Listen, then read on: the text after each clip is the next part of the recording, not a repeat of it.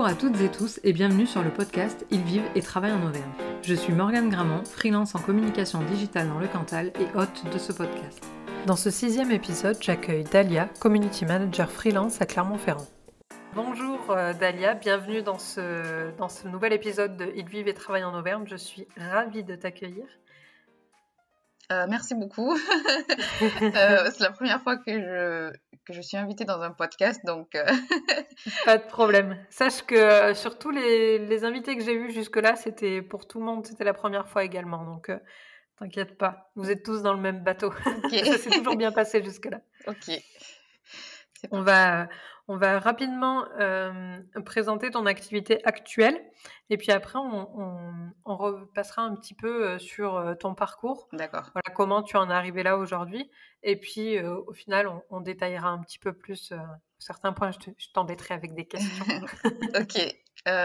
Donc, pour commencer par mon activité, aujourd'hui, je suis freelance en communication, plus précisément community manager. Donc, c'est-à-dire que je m'occupe de gérer les réseaux sociaux d'une entreprise ou d'une personne qui travaille pour son compte, voilà, qui est tout seul, ou pour une entreprise qui a des salariés. Donc, Ok.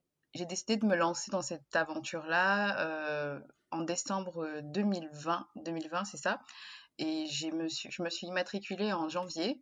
Donc, c'est tout récent. Pour le moment, j'essaye un peu de prendre mes marques et je verrai bien comment ça se passe. D'accord. Tu as un domaine particulier dans les entreprises que tu adresses ou tu es ouverte à tout type d'entreprise? Je suis ouverte à tout type d'entreprise. J'ai pas forcément un domaine en particulier. Après, peut-être que je le verrai avec le temps, parce que je pense que quand on débute, il faut en tout cas pour moi, quand on débute, il faut aussi un peu tâtonner un peu partout pour savoir vraiment où est-ce qu'on est à l'aise ou pas. Mm. Oui, puis ça peut être aussi sympa, enfin suivant les profils après, mais je sais qu'il y a certaines personnes qui préfèrent adresser plusieurs domaines d'activité pour pas s'ennuyer et s'enfermer dans une espèce de boîte. Tout à fait, oui, bon, c'est peut-être un peu mon cas aussi. Ouais, je comprends. C'est plus stimulant, quoi. Tout à fait. Dac. Et donc, bon, bah, c'est rigolo parce qu'on a la même activité et on a commencé en même temps, donc c'est plutôt sympa. Ouais. Et donc, tu es basé à Clermont-Ferrand, mais tu travailles principalement à distance pour les entreprises, j'imagine. Oui, donc ça sera un peu en tout cas, je l'espère, l'opportunité de pouvoir travailler avec des entreprises qui sont un peu partout en France, pouvoir découvrir peut-être de nouvelles personnes. À Clermont-Ferrand aussi, hein, Mhm. je connais pas vraiment, je connais pas encore bien le tissu économique de la ville, donc peut-être que ça me permettra de découvrir certaines personnes, certains domaines d'activité. Et donc voilà, pour le moment, moi, j'ai eu une seule cliente qui était en Guadeloupe. Donc voilà. Oui, donc c'est pas. Moi, j'essaie de me concentrer un petit peu plus sur l'Auvergne, mais toi, pour le coup, tu es ouverte même au dom-tom. Tout à fait, oui. Partout où il y a du travail, où il y a des opportunités intéressantes, je précise. Ouais, ouais, j'entends. C'est cool, mais c'est bien. Oui. Et du coup, comment alors voilà, on va commencer un petit peu à rentrer dans le détail de ton parcours et donc j'ai l'habitude de demander comment on en est arrivé là et je te laisse commencer où tu veux dans ton parcours. Il y en a qui commencent à la fin du lycée, il y en a qui commencent un petit peu plus tôt. Enfin, c'est à toi de savoir, enfin de jauger, quel a été, un peu le moment déterminant pour, commencer à expliquer ton parcours. Euh, Mon parcours, il est un peu, il est pas très linéaire. Il est linéaire, en même temps, il est pas linéaire. En fait, moi, je suis arrivée en France en 2010 pour rejoindre ma mère. J'étais avec ma grande sœur. On avait pris l'avion toute seule. On avait pris l'avion en tant que mineur accompagné. On avait atterri à Marseille. Mmh. Et du coup, notre mère, elle était venue nous récupérer avec ma petite sœur. Voilà, c'était un peu le moment familial après 6 années de séparation. Vous étiez où vous avec ta sœur? Au Cameroun. Donc moi, je suis née au Cameroun. Je suis née, donc j'ai vécu au Cameroun pendant 15 ans. Je suis arrivée à l'âge de 15 D'accord. ans en France. On a vécu à la Seine-sur-Mer où j'ai fait une seconde générale à l'époque, c'était ça. Et ensuite, on a déménagé de la Seine-sur-Mer pour arriver à Thiers où là, j'ai fait une première STMG. Parce Le que choc climatique de l'arrivée à Thiers après la Seine. tout à fait, oui, c'est ça. Bah, ma mère, elle aimait bien Thiers parce que Thiers, ça lui rappelait son village natal. Et donc, c'est pour ça on était venus. Et économiquement aussi, c'était quand même beaucoup plus abordable que le sud avec 3 filles. Ouais, Voilà. carrément. Et donc, du coup, j'ai fait une première STG, j'ai fait mon bac que j'avais obtenu à l'époque avec une mention assez bien, je sais plus. Bah, moi aussi, c'est rigolo. Voilà. Et donc, du coup, j'ai fait un BTS commerce international. Et donc, c'est à partir de ce BTS-là qu'il y a quelque chose qui s'est un peu passé. Je suis arrivée en retard à une épreuve et donc j'ai eu un zéro qui était une auto-éliminatoire. Ah, Voilà. Et donc, j'avais quand même continué à venir. J'ai passé toutes les autres épreuves. Et je me souviens à l'époque, il y avait des personnes qui me disaient, mais toi, t'as trop de courage, entre guillemets, parce que moi, j'aurais jamais continué, j'aurais complètement abandonné. Et pour moi, je me disais, mais je peux pas, quoi. J'ai donné ma parole, entre guillemets. C'est un engagement, donc je viens et je fais ce que j'ai à faire.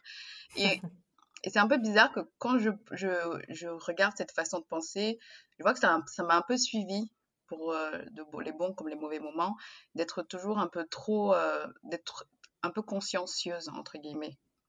Pas c'est dans tout. ta façon d'être. Voilà, c'est ça. Et donc, du coup, après, on va dire, c'était vraiment un gros échec parce que moi, ça m'avait complètement chamboulée. J'avais 19 ans, moi, je pensais que j'allais faire ma licence, je crois, commerce international à Saint-Étienne. Ensuite, j'allais faire peut-être un master, que j'allais trouver un travail. Et donc, en fait, ça a complètement chamboulé ma façon de voir les choses parce que là, j'avais vraiment un gros coup d'arrêt et pendant 2 ans, j'ai été en plein questionnement de me dire, mais qu'est-ce que je vais faire? À un moment même, je pense que j'avais même plus foi en fait à la vie parce que je me disais que ça sert à rien de planifier puisque si je planifie, il y a un truc qui va m'arriver et tout va s'arrêter. Et c'est vraiment pas très évident, je dirais, parce qu'après, moi, j'ai repris mes études en 2017 et c'est pareil, j'ai repris mes études, je savais pas trop ce que je voulais faire, j'avais cherché en alternance, je l'avais pas forcément trouvé et j'avais trouvé un stage à Espinasse-Vosel parce que entre-temps on avait déménagé à Vichy Mhm. et donc là voilà, j'étais assistante commerciale, c'était voilà, je faisais du démarchage téléphonique. J'ai quand même aimé l'expérience parce qu'on voyageait pour aller pour faire des salons. C'était génial et Mais initialement, excuse-moi, je te coupe juste un petit peu. Initialement, pourquoi tu avais choisi le commerce international? ah Tu oui, avais une appétence particulière pour ce domaine-là? oui, c'était l'anglais en fait. J'étais bonne en anglais et surtout qu'en STG, c'était de la compta qui était très. J'étais bonne en anglais et j'aimais bien le côté un peu marketing. Voilà. Et, et donc le BTS-CI, c'était le seul qui me convenait à peu près parce que je ne voulais pas devenir commercial, donc avec faire tous les BTS NDRC ou MCO, non, c'était MUC, MUC à l'époque plutôt. Et je voulais pas non plus faire de la comptabilité parce que j'en avais quand même pas mal bouffé. Et même si j'étais bien, c'était sympa, je voulais pas en fait, je ne voulais pas faire de ça en fait mon métier de Ton prédilection. quotidien. Tout à fait. Et donc du coup, le BTS CI, c'était la voie parfaite. Mhm.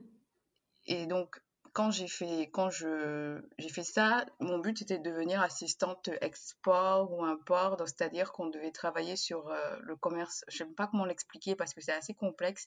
Le transport à l'international, c'est faire pas mal de paperasse pour les marchandises. Les douanes, tout Voilà, ça? tout ça. C'était un peu ça. Ok. Et donc, je l'ai refait encore quand j'étais en bachelor. Ensuite, j'ai compris quand même que c'était comment je vais dire ça? C'était pas non plus barbant, c'était beaucoup de calculs, c'était très théorique. J'arrive même pas à expliquer. En fait, je sais pas comment je vais dire ça, mais même moi, je n'arrive pas à comprendre ce qui m'a amené où je suis aujourd'hui, entre guillemets. C'est rigolo. Ben oui, parce que quand j'ai commencé ensuite justement mon master, c'est pareil, j'ai cherché une alternance et je cherchais toujours en fait dans le domaine commercial, mais je le trouvais pas. Et c'est à cet instant-là en fait que l'école où je travaille m'a recrutée en tant qu'assistante communication. Et c'est comme ça que j'ai découvert la communication. Et je me suis dit, Mhm. mais pourquoi personne m'avait montré ça au début, depuis le Mais début? c'était ça? Ça m'attendait depuis si longtemps? Ouais, ouais, c'est ce que je me suis dit parce que j'ai trouvé que c'était très ludique. On faisait des trucs très créatifs, il fallait écrire, il fallait réfléchir à des visuels. Et je me suis dit, mais c'est sympa, quoi. C'est vraiment sympa. Et donc, j'ai eu cette expérience-là pendant 2 ans où je faisais un peu, il y avait un peu d'organisation d'événements il y avait un peu de gestion de site internet avec WordPress, il y avait un peu de community management. Et quand j'ai terminé mes études, donc en juillet, et j'ai terminé l'alternance en septembre 2020, j'ai commencé à chercher du travail. Et Et excuse-moi. ton- non, non, c'est moi, excuse-moi, je t'ai coupé. Dans ton alternance, donc du coup, tu étais en alternance dans l'école dans laquelle tu étudiais. Tout à fait, oui, c'est ça. Ok. J'étais pas sûre d'avoir bien compris. Ok. Oui, c'était ça. Et c'était bon, c'était même, je sais pas comment je vais dire ça, c'était presque inespéré hein, pour moi, le fait qu'ils me prennent mon alternance, parce que ça a quand même sauvé mon année. Mhm. Ça a sauvé mes années d'études, parce que moi, j'avais un objectif, c'était d'avoir un master. Pourquoi? Parce que, bon, dans ma famille, de manière générale, le master, c'est un peu le Graal Mhm. en termes de diplôme. Et, et j'ai eu une sorte aussi, on va dire, de révélation. Mais quand j'ai fini mes études, il y a quelque chose, en fait, j'ai senti une sorte de vide un peu intérieur. Parce que je me suis dit, bon, voilà, t'as un diplôme, t'as ton bac+5, et puis quoi? Ouais, je comprends. Voilà. Et je me suis rendu compte qu'en soi, c'était pas le diplôme qui m'intéressait, c'était juste le fait d'être quelque part et de pouvoir discuter avec des personnes, discuter avec les profs. Et ça, moi, j'adorais ça Mhm. parce que j'aimais bien échanger, comprendre leur façon de voir les choses ou la contredire parce que voilà, j'aime bien les débats. J'aime beaucoup les débats, donc c'était ça, c'était ça. Et, Ouais. Et donc, pour la communication, j'ai commencé à chercher du travail. Je m'emmène un peu les pinceaux dans mon histoire, Pas de problème. mais Mais attends, juste, ça n'a pas été trop dur de reprendre après 2 ans enfin, comment dire, où tu savais pas trop ce que tu voulais, tu savais plus trop où tu en étais. Ça n'a pas été trop compliqué de revenir à un format très scolaire pas du tout. Parce que justement, j'avais vraiment cette idée en tête d'avoir mon master. C'était ça Ouais, le but. voilà, mon but. Donc, il n'y avait pas de solution, il n'y a pas d'autre solution pour moi. C'était ça mon but et il fallait que je l'obtienne, ce master-là. Mm. Dans quoi, comment, je n'en avais aucune idée en fait, finalement. Et je sais pas si je dirais que je me suis parfois un peu laissée porter par le vent de bonne ou de mauvaise façon, mais c'était vraiment ça le but initial, c'était juste d'avoir ce master. Et comme j'ai dit, quand je l'ai terminé, j'étais fière en m'assoyant. J'ai dit ça à une amie qui me disait, mais tu dois être fière quand même. Je dis, je suis fière, mais en même temps, ce n'est que le début. Mm. Je n'ai pas terminé d'apprendre, quoi. Ah, mais grave. Non, mais ça, je me reconnais tout à fait là-dedans parce que moi, je me suis laissée porter aussi par comment dire, le courant de la scolarité. Tu vois, j'ai réussi en bac général, donc la suite logique, c'était d'aller en prépa. Donc la suite logique, c'était d'aller en école d'ingénieur parce que j'ai fait une prépa scientifique. Et à la fin, j'ai eu mon diplôme d'ingé et c'était quoi la suite logique? Bah, c'était de me faire engager en CDI là où j'ai fait mon stage de fin d'études et puis voilà, j'étais dans le tunnel quoi en quelque sorte. Ouais. Mais je savais pas vraiment finalement. Aujourd'hui avec le recul, je sais que je savais pas où j'allais, hein. Je me laissais juste porter par le tunnel quoi. Et c'est ça, exactement. Et donc, c'est vrai que c'est une vraie question à avoir quand on commence ses études. Et quand j'ai terminé, j'ai commencé à chercher du travail et je l'ai pas, j'en ai pas trouvé. Donc, je me suis remise un peu en question. Je me suis dit, bon, soit tes candidatures, elles sont pas bonnes. Et il y a presque aussi une sorte je sais pas comment je vais dire ça. On doute un peu de ses compétences. Faut pas se demander, mais est-ce que je suis Mmh. vraiment bonne pour ce domaine-là? Est-ce que c'est vraiment ce que je dois faire? Ce qui est tout à fait normal. Et je me suis lancée dans le freelancing parce que j'avais fait un mini chat café avec les filles, avec l'association Et les filles, c'est jeudi, Mmh. qui m'ont, avec la présidente, pas la présidente, je sais pas comment on peut dire ça, une des co-créatrices, donc c'est Emmanuelle Reya, qui m'avait dit, ben, faut se lancer maintenant. Et puis je me suis dit, bon, j'ai beaucoup réfléchi quand même parce que Ouais, c'est quand tu sors d'école, c'est pas, si t'as pas d'entrepreneur dans ta famille, j'imagine que c'est compliqué de se dire, «Bah, allez, non, non, mais moi j'ai même pas peur, hein, je me jette à l'eau». c'est ça. Donc, même jusqu'à présent, par moment, il y a toujours un tout petit peu de peur, mais bon, ça fait partie du quotidien. Et j'ai vraiment réfléchi, je me suis mise à travailler dessus, à réfléchir sur les offres. Voilà, donc j'ai travaillé dessus à partir, je crois, du 18 décembre. Et je me suis inscrite à l'URSSAF le 5 janvier. Et voilà. Et donc, du coup, c'est comme ça qu'aujourd'hui, je me retrouve je me retrouve dans ce bain-là. Mhm. Et je, ne sais- je verrais bien, en fait, que l'avenir me réserve. Je vais pas dire que j'ai un plan. J'ai un plan, j'ai une vision, et je verrais bien ce que ça donne. Ouais, c'est cool. Mais du coup, quand tu es sortie de l'école, bon, tu as cherché du taf, bon, ça n'a pas forcément fonctionné, tout ça, et du coup, ça t'a amené vers le freelancing. Mais comment, tu dis que tu as créé ton offre et tout, enfin, tu as réfléchi à l'offre, mais comment je vais poser cette question? Comment tu as réussi à savoir déjà que c'était du community management que tu voulais faire, pur et dur, dans tout ce que tu avais vu en communication? Et en tant que, enfin, quand tu sors de l'école, tu as peu de recul quand même sur le monde du travail, même si toi, tu avais fait l'alternance. Donc j'imagine que ça t'a quand même aidé de ce point de vue-là.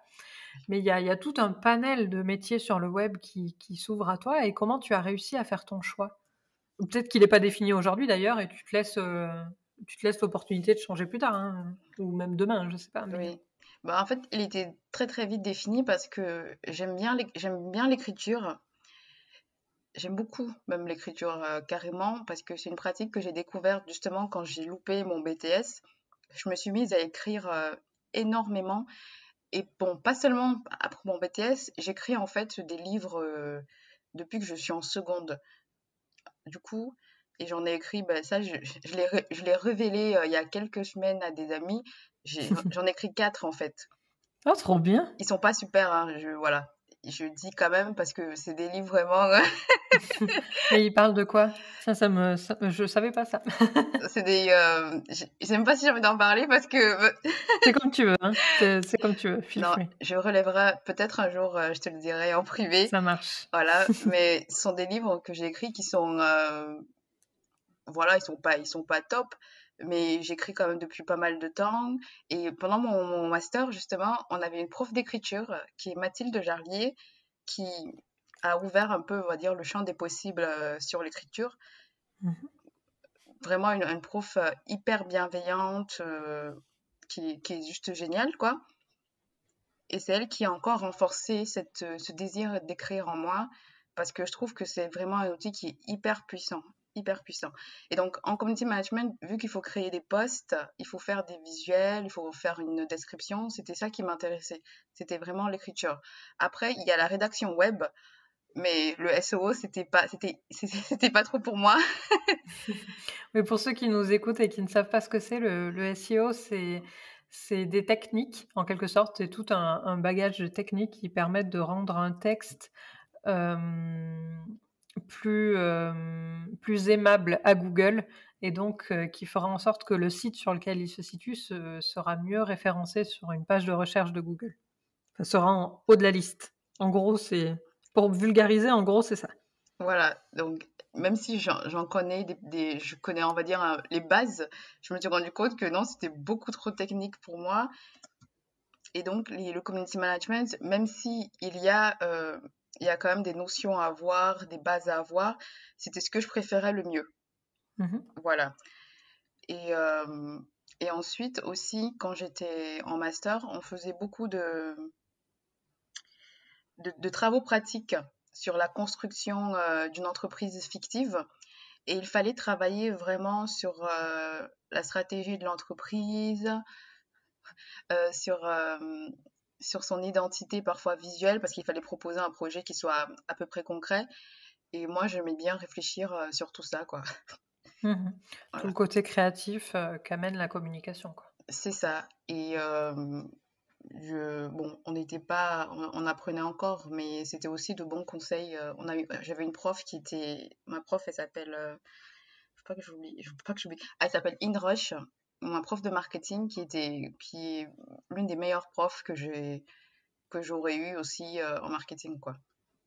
C'est top parce que finalement comment dire? Tu as eu un échec au BTS, pour, un problème d'horaire, et au final, ça t'a amené sur un chemin que tu avais pas du tout envisagé et qui t'a plus ou moins révélé, en fait, qui collait avec, ce que tu expérimentais depuis quelques années, à savoir l'écriture. Tout à fait. Et après, par moment, je sais pas si c'est de la, comment dire ça, c'est de l'humilité ou si c'est un peu de la peur. Par moment, je dis c'est l'avenir qui me le dira aussi si c'est vraiment fait pour moi. Parce que comme je débute aussi, je n'ai pas envie d'avoir cette impression que ça a toujours été fait pour moi. Parce que je laisse quand même un peu une sorte de réflexion, de voir comment je m'adapte, même si, une nouvelle fois, j'adore ça. Je sais pas si tu comprends ce Si, que je si, veux dire. tout à fait. Voilà, c'est ça. C'est vraiment de me dire que j'aime faire ça et je verrai avec la pratique si c'est ce que j'aimerais faire toute ma vie ou une bonne partie de ma vie. Oui, oui, tu te laisses libre de bifurquer et enfin, voilà, de choisir une autre voie, après expérimentation, quoi. Tout à fait. Et après, j'ai aussi une dame que j'aime beaucoup, c'est Maya Angelou. Je sais pas si tu connais. Non, En fait, je note. c'est une écrivaine afro-américaine qui a vécu, j'ai lu son autobiographie, et qui a vécu plusieurs vies en même temps, on va dire ça. Elle a vécu plusieurs vies dans une seule vie. Et c'est un peu fascinant de voir à quel point elle a navigué certaines étapes avec plus ou moins de facilité. Et parfois, je ne veux pas dire que j'aspire à ça, mais j'aimerais bien avoir plusieurs vies en une seule. Je ne sais pas. Mais je pense que c'est générationnel aussi parce que pour en avoir parlé avec plusieurs, personnes de notre génération, même si tu es un peu plus jeune que moi, hem, on est nombreux à ne pas avoir envie de s'enfermer dans un métier et que ce métier-là conditionne toute la suite de notre vie. On préfère, vivre notre vie et choisir le métier en fonction du moment qui va le mieux s'adapter à notre vie, en fait. Tout à fait, oui. C'est exactement ça. Mais je pense que l'écriture, ça restera, en tout cas, ça restera assez central. Ouais, ça, c'est pas le métier pour le coup, c'est plus un moyen d'expression. Tout à fait, oui. C'est top, hein, d'avoir trouvé ça, surtout que tu l'as trouvé super tôt, donc ça t'a permis, même si tu dis que tes livres sont des premiers écrits, donc ils sont pas forcément au top, ça a quand même été, de bons exercices, d'entraînement et d'expérimentation. Aujourd'hui, quand tu écris, tu es un peu en terrain inconnu, quoi. Oui, ouais, je- s'il y avait une vidéo, en vrai que je souris parce que, parce que j'aime vraiment ça. Et en fait, repenser juste justement, mais au cours d'écriture qu'on avait en master avec la prof, c'était génial, quoi. Et parfois, se replonger dedans, par exemple, tous les jours, moi, le matin ou le soir, je me donne une heure où je lis et j'écris en fait ce que j'ai retenu, entre guillemets. J'essaye on va dire, de travailler un peu ou esprit critique. Mmh. Voilà, et ça fait beaucoup de bien, quoi. C'est-à-dire le fait de s'asseoir et de prendre son stylo et de juste écrire. C'est moi, c'est Mmh. voilà, c'est une des meilleures choses qui me sont arrivées dans ma vie, c'est l'écriture. Ah, c'est beau. Mais du coup, est-ce que tu trouves pas que les réseaux sociaux les posts sur les réseaux sociaux te contraignent en quelque sorte? Dans le sens où tu es quelqu'un qui aime beaucoup, beaucoup écrire et parler aussi, tu me l'as déjà dit. Mais donc enfin, les réseaux, tu sais, on doit faire des posts assez, bon déjà ils sont contraints en termes de nombre de caractères par, LinkedIn, Instagram, Facebook, ils ont un nombre de caractères limité et puis en plus de ça, si tu écris un texte trop long, finalement les gens vont pas forcément le lire. Ça te contraint pas toi dans ton âme, d'écrivain? Non, bien au contraire, parce que j'ai lu un livre de Stephen King qui disait que quand on écrit un livre, par exemple, il faut le relire et y enlever, bon, il y a certains qui disent 20%, lui il disait 10%. Mmh. Et Et justement, c'est un bel exercice d'écriture parce que ça nous oblige à dire beaucoup en très peu de temps. Donc Ouais. là, on est obligé de fouiller un peu, travailler sur peut-être le style, de chercher des tournures de phrases qui soient moins lourdes, ce que j'essaye de faire aussi. Donc, moi, je dirais que c'est plutôt une opportunité, quoi.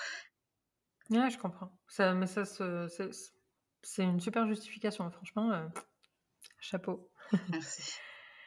Et du coup, tu as quand même beaucoup voyagé. Et là, on va arriver un peu plus dans le cœur de ce podcast qui est quand même, basé sur l'Auvergne. Tu es quelqu'un qui a beaucoup voyagé dans ta vie, entre l'Afrique, le sud de la France et puis après même en Auvergne, Thiers et Vichy et puis maintenant Clermont. Pourquoi tu restes en Auvergne? Tu es attaché à cette région?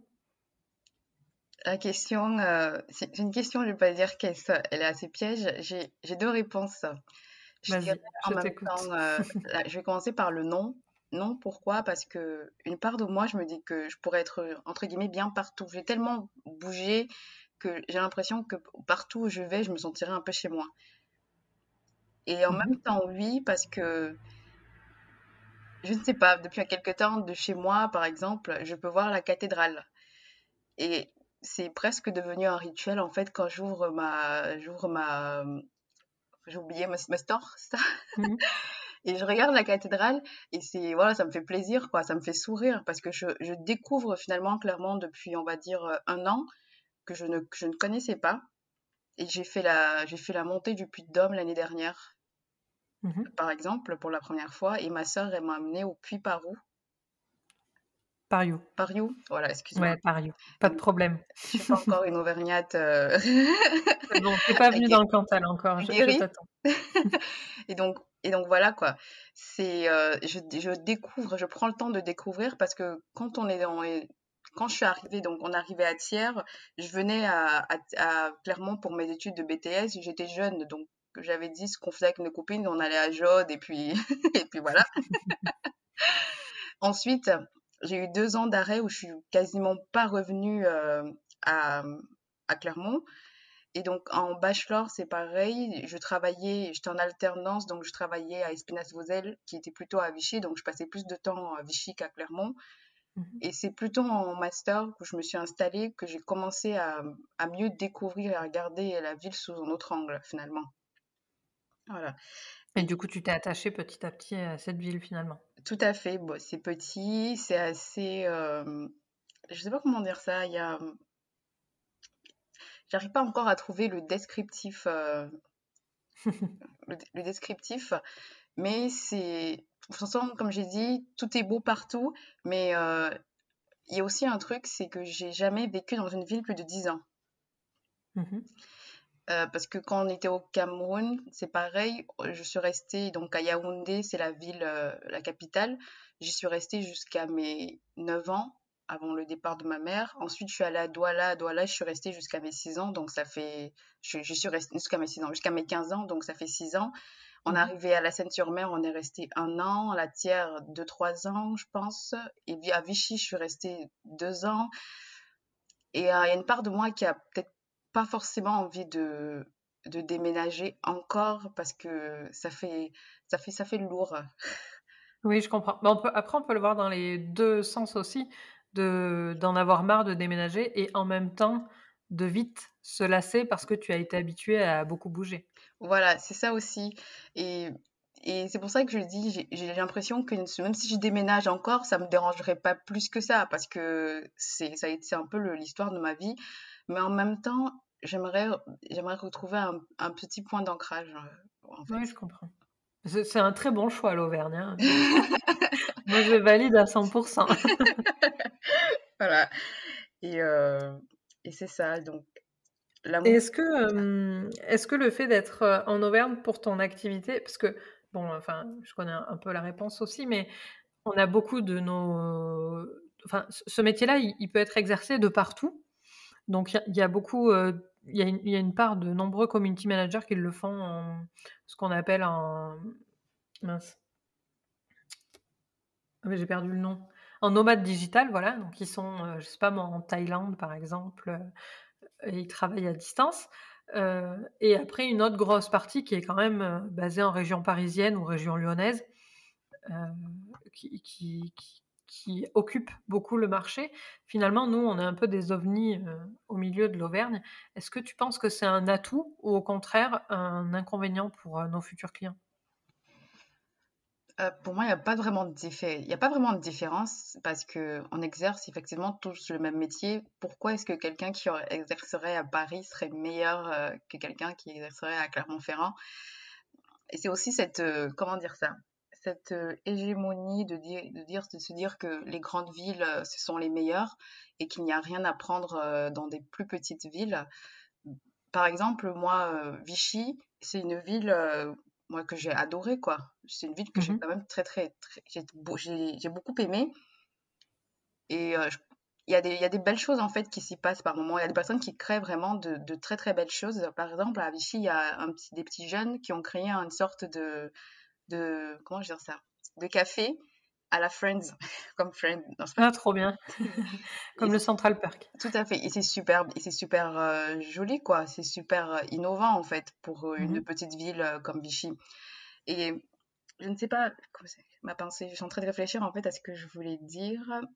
Euh, c'est de penser toujours que, justement, si à chaque fois on se laisse emporter par ces grandes villes, donc que ce soit Lyon ou Paris, on finit par croire qu'elles sont entre guillemets, le centre de la Terre.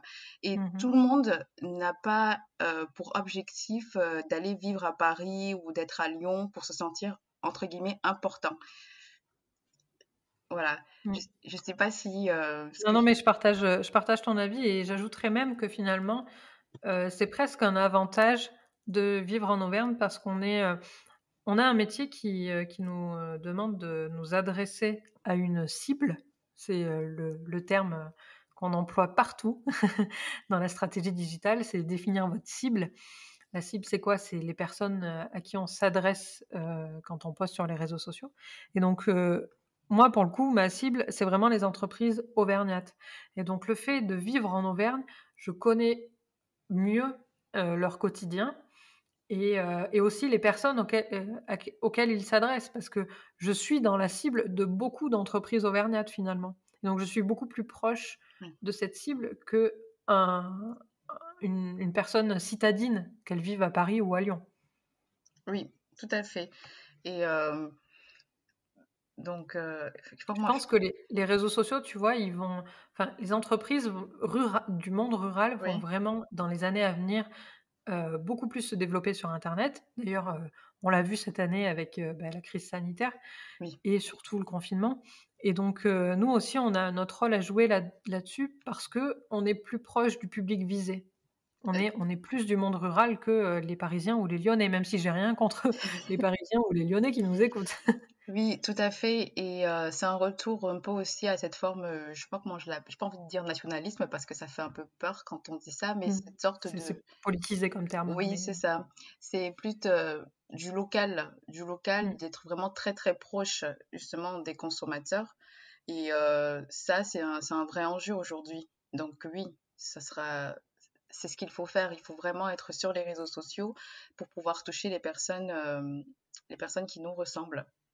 Ouais, tu vois, il y a quelques épisodes, j'ai interviewé mon petit frère qui est dans la gestion forestière Oui, et il m'expliquait que, en Autriche, dans les vallées autrichiennes, quand ils gèrent une forêt ou ils coupent du bois, ils ont des obligations, morales, mais aussi, économiques, je crois, de faire travailler les acteurs locaux et donc de faire, transformer le bois, couper le bois et après le transformer sur place pour faire travailler, toute l'économie de la vallée et ensuite ils exportent et finalement, c'est un peu ce que nous, on essaie de faire aussi sur le web, c'est de faire travailler les acteurs, locaux, auvergnats et pas forcément d'aller chercher une agence parisienne. oui, tout à fait, exactement. C'est vraiment de tout, comment je vais dire ça? De tout mettre au cœur, au service de l'économie Mmh. d'abord locale peut-être avant de pouvoir penser à quelque chose de plus national, entre guillemets. Ouais, c'est top. C'est, mais j'ai la conviction profonde que c'est l'avenir des métiers du web. Tu vois, il y a quelques années à Aurillac, il y a une société qui s'appelle encore jeuxvideo.com qui a été créée.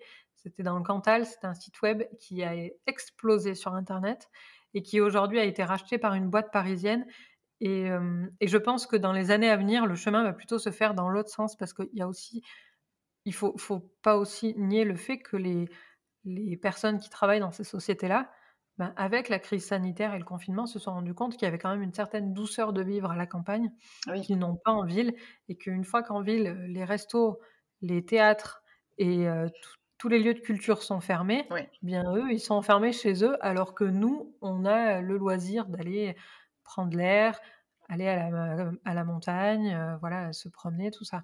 oui, On a d'autres loisirs, quoi. exactement. Je savais pas que jeuxvideo.com était... C'est Si, Cantalou, si. c'est ça? Et oui, oui, cantalou de base, enfin cantalien, c'est le vrai terme Oui, et cantalou, c'est pour les intimes. Attends, je te cherche ça de suite parce que j'ai internet devant mes yeux. d'accord. Ouais, c'est une Mais oui, ça a été découverte. racheté, il y a quelques années. C'est ça, c'est pareil. Donc, il y a vraiment de belles choses, effectivement, qui se passent dans dans les villes. Moi, par exemple, quand j'étais en master, on avait travaillé sur une entreprise qui fait du recyclage de cheveux. C'est Capilum, je sais pas si... Ça me dit quelque chose. Je pense que je l'ai vu passer, dans la presse, il y a quelque temps, il y a pas très longtemps. Voilà. Et donc ça, c'est vraiment quelque chose de très innovant qui est fait à Clermont-Ferrand. Et c'est vrai que toujours penser que tout doit se dérouler à Paris ou à Lyon, sinon ça n'a pas de sens. Pas Mmh. toujours, quoi. Pas toujours. En fait, il y a de très très belles choses qui se déroulent sous nos yeux. Il faut d'abord, il faut les découvrir.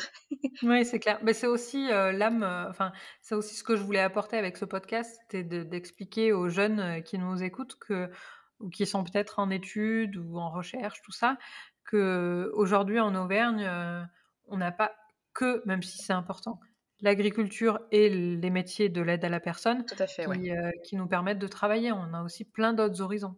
Tout à fait, exactement. Et c'est pareil, moi je t'ai rencontré toi grâce au Tribu Indé et Mmh. j'en ai rencontré, j'ai découvert certaines personnes qui étaient freelance aussi et qui ont un très très bel univers sur Instagram et je me suis dit mais c'est à Clermont ça? J'étais j'étais complètement, j'étais un peu choquée et c'est pas bien d'être choquée en fait. Mmh. Ouais, non, mais c'est vrai. On a l'habitude que, soit les gens vivent, à l'étranger, soit, vivent à Paris ou à Lyon. Désolée, hein, les Lyonnais, les Parisiens, je prends toujours votre exemple, mais, c'est vrai. À Exactement. Bordeaux. Bordeaux émerge aussi quand même. Faut dire ce qui Oui, est. oui, Bordeaux beaucoup. émerge. Oui. Bah, tiens, tu parles de ça, je vais te poser une petite question, pas piège, mais une question qui va te demander je pense que tu vas me dire: «Ah, que 3. Mais, quels sont les 3 comptes, auvergnats sur Instagram qui t'inspirent le plus? J'ai Aline, donc c'est Solstice Writing, Mmh. qui est un compte, moi je l'ai découverte, voilà, il y a très récemment, mais c'est génial quoi. Elle est vraiment top comme personne. Et donc elle travaille, elle est freelance, mais je pense qu'elle n'est plus forcément freelance aujourd'hui, mais elle travaille dans l'identité de marque et ce Mmh. qu'elle fait est génial. Ensuite, donc tu as dit des comptes qui m'inspirent? Ouais, qui t'inspire, donc pas forcément, dans ton activité de freelance, mais, qui t'inspire de manière générale, dans ta vie de tous les jours. Hum, donc, là, pour le coup, c'est vrai que ça va ça va être un peu. Je sais pas s'il faut que je regarder un peu mon compte. Je vais regarder mon compte Ouais, Instagram pour regarde. voir parce que Parce que moi, par exemple, il y a des personnes qui m'inspirent et que je suis depuis très longtemps et que j'ose pas, tu vois, bah, par exemple, je reçois une de ces personnes-là demain parce que je refais un enregistrement d'épisode demain oui, et j'osais tellement pas le contacter parce que c'est un homme. J'osais tellement pas parce que ça fait des années que je le suis et en fait, internet met une certaine distance entre les personnes. oui, Tu pas, tu vois, c'est un peu comme passer à la télé, quoi. C'est pas je suis pas fan de leur travail, mais il y a quand même une certaine distance et j'osais pas aborder la personne, ouais. enfin, il y en a plusieurs comme ça sur ma liste «j'aimerais qu'ils viennent dans le podcast». Effectivement. Ah, après, oui, je peux en trouver, mais ça va toujours être. Pour le moment, c'est toujours un peu des personnes que j'ai connues. En fait, c'était mes profs toujours. Donc, il y a Marion-Laure Mmh. Blanchet, qui est une préparatrice mentale aussi. Donc, elle pourrait t'intéresser même pour. Voilà, OK. Qu'est-ce qu'elle fait du coup? elle est Enfin je ça me dit préparatrice rien. mentale. Et ça signifie? Elle a Pardon. été triathlète. Ah d'accord. Elle est triathlète, donc je pense qu'elle t'expliquera. J'espère qu'elle pourra venir un jour sur le podcast. Et ensuite, eh ben, je vais être moins, je vais moins prévisible, c'est le compte voilà, de ma prof d'écriture. C'est The Good World Atelier. Donc, c'est Mathilde Jarlier. Mhm. D'accord. Et que des Auvergnates, et que des femmes. Et oui, je n'ai pas fait exprès. Non, c'est vrai, je n'ai pas fait exprès, mais voilà, c'est ça pour le moment. Après, j'ai des... oui, pour le moment, j'ai quel... Oui, Mais c'est top. Ça laisse déjà à nos auditeurs des décomptes à découvrir. oui, oui, totalement, parce que euh, bon, Marion-Laure Blanchet, c'est vraiment pour mettre un peu, comment je vais dire ça, pour booster un peu, pour passage à l'action, si on a des objectifs à atteindre, et un peu plus que ça, c'est pas que ça, c'est... Ensuite, Mathilde Jarlier, comme j'ai dit, c'est tout ce qui va être travail sur l'écriture, et c'est vraiment génial, je pense que on devrait tous écrire, et Solstice Writing, c'est pour le décor, c'est magnifique, elle. Et Ouais, comme quoi, ça joue énormément le visuel. tout à fait, oui. Et là, je peux dire que c'est vraiment très très beau.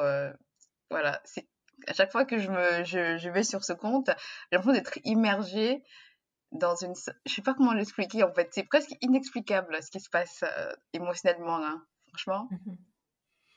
Tu consommes beaucoup de réseaux sociaux en dehors de ton quotidien de freelance, forcément en community management, tu es obligé parce que c'est ton métier. Oui. Mais dans ta vie de tous les jours, tu consommes beaucoup?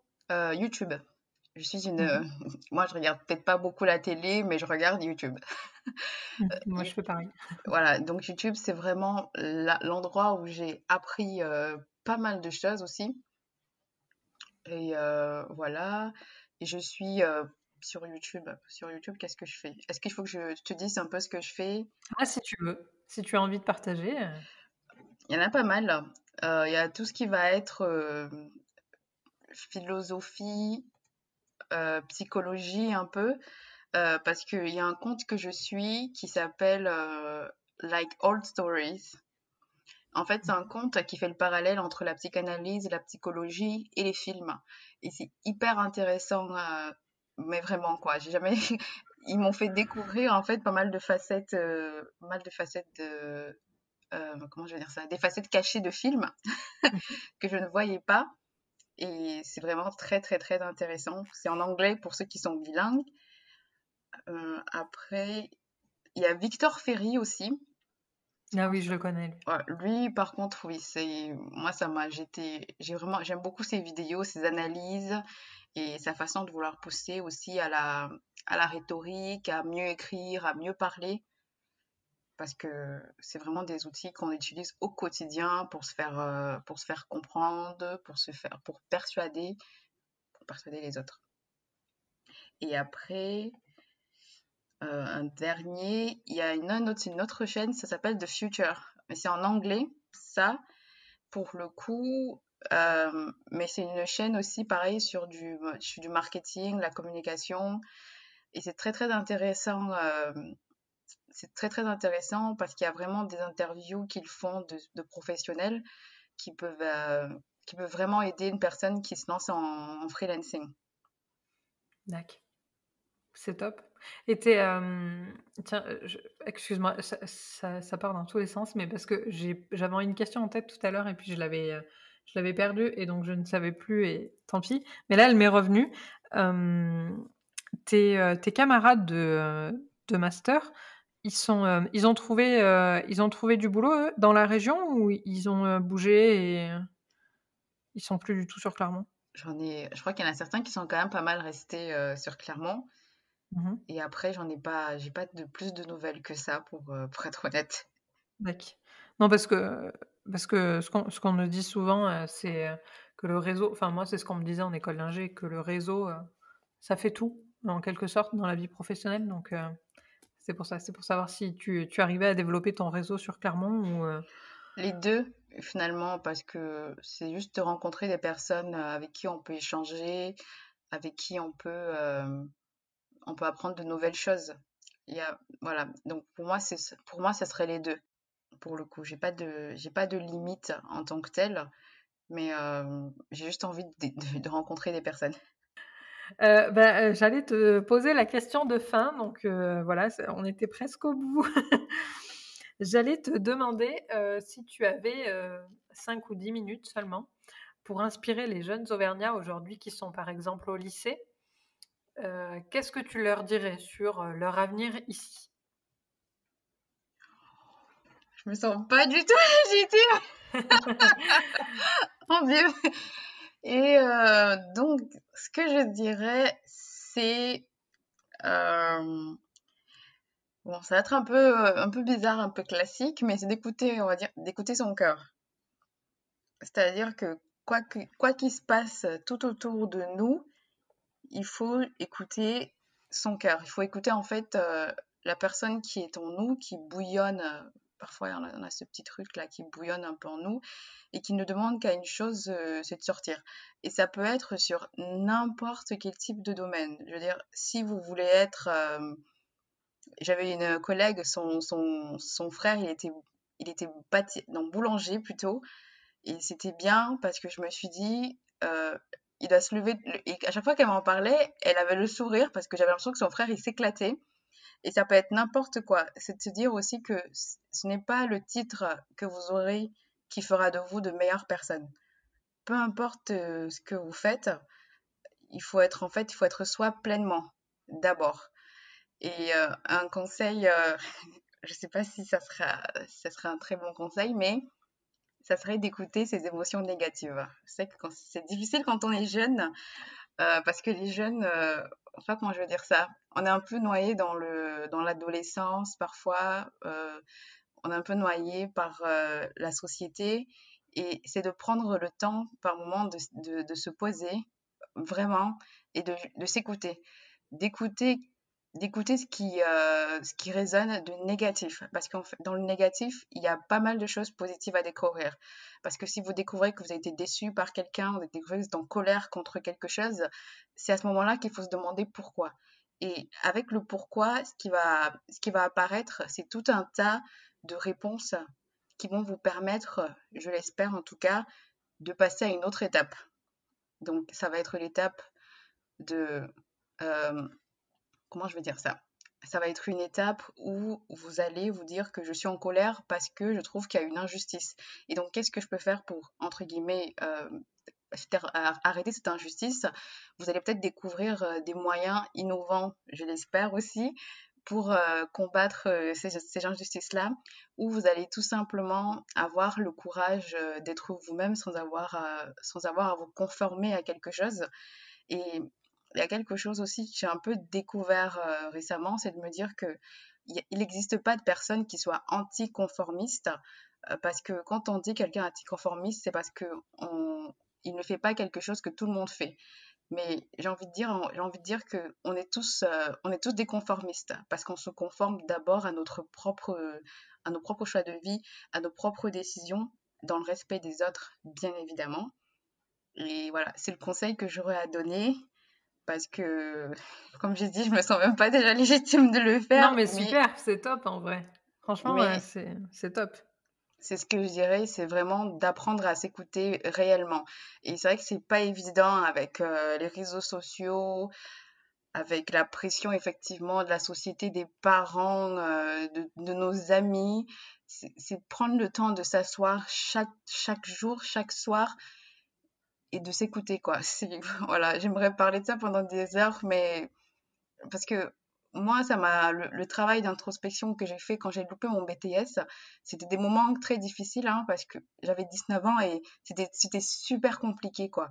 Et, et j'ai découvert plein de choses qui parfois aussi m'ont quand même parfois mis dans des situations inconfortables avec moi-même, mais c'est ça qui m'a permis, je pense, d'être qui je suis aujourd'hui. Et j'ai pas fini, quoi. C'est un chemin qui est long, mais qui est tellement beau, je pense, à la fin quand on l'atteint.